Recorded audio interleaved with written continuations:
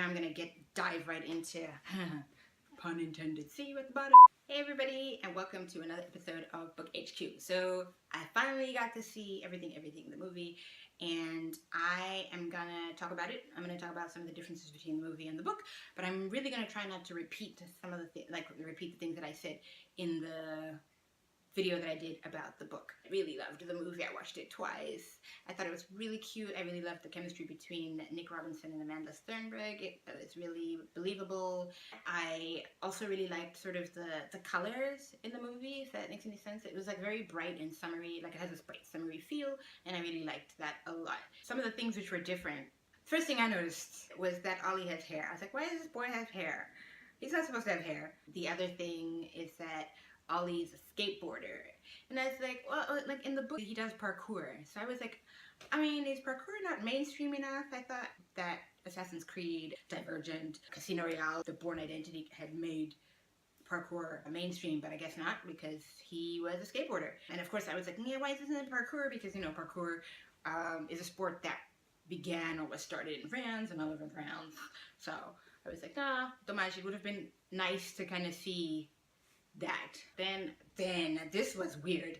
So I guess maybe that had to be changed because now he doesn't do parkour anymore. But so in the book, like Maddie, she has him over at her house and he's doing all this parkour stuff, and then she decides that she wants to give it a go. So she tells him that she wants to do a headstand, and he like comes to help her, and he's assessing, like he's looking and he's like realizing how little upper body strength she has. In the movie, she's like, I'm really good at handstands, and she does this handstand, and then I'm like, no, I'm not gonna nitpick.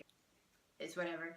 I was pretty disappointed not to see Zach in the movie, like when they go to Hawaii, because I thought he brought a lot to the book, especially in terms of like the issues that he's dealing with.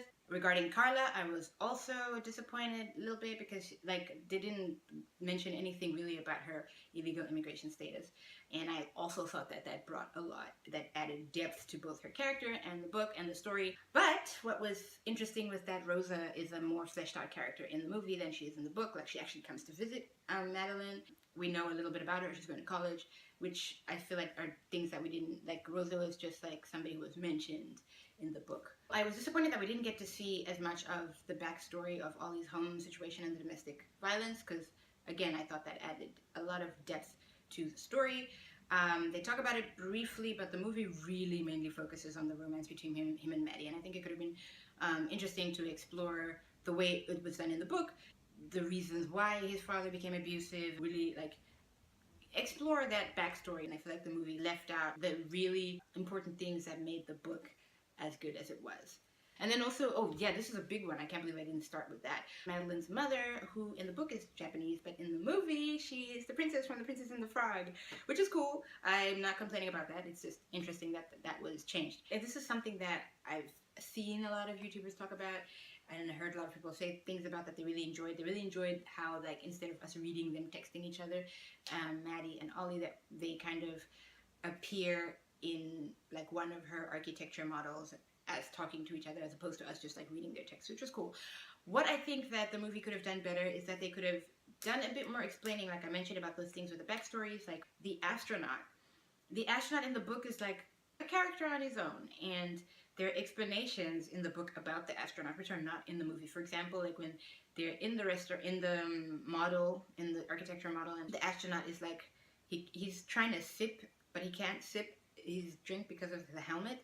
And like, this is something which is explained in the book, where like her professor is like, oh, just one minor detail, like your astronaut is like in full suit, he won't be able to eat. And then she says to herself, like, it's something she hadn't even considered, that the astronaut would want to eat the food in the diner.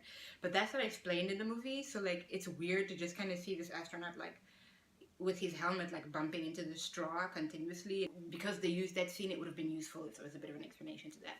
I also kind of was a little bit disappointed not to see her professor, because it's like a chance for us to see her interact with another person other than her mother and Carla, and we didn't see that. One major question I had, which I don't know if many other people have this question, is that like she wants to go to the ocean. She's obsessed with going to the ocean. When she's talking about it, she's like, oh, I can't swim. And he's like, oh, you probably can't swim. So we've established that she can't swim.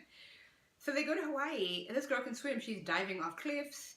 And, you know, what do you call it when you're snorkeling? She is swimming up a storm. And I'm like, but I thought she can't swim. When did she learn to swim? What? All in all, I give it a 2 thumbs up. I loved it. I watched it twice, and I would advise anybody who likes romance and YA to totally go and check it out. It's worth your time. It's sweet. There's that twist in the tale, which I didn't give away in my last review about the book, and I'm not going to give it away here. But it's also like cool to see just like a very diverse cast. Thanks for watching. If you haven't already subscribed to my channel, please do. I really appreciate the support. And I hope to see you all. Well, I won't be seeing you, but I hope that you will see me in my next video here on Book HQ. But until next time, keep reading and keep watching. Bye-bye.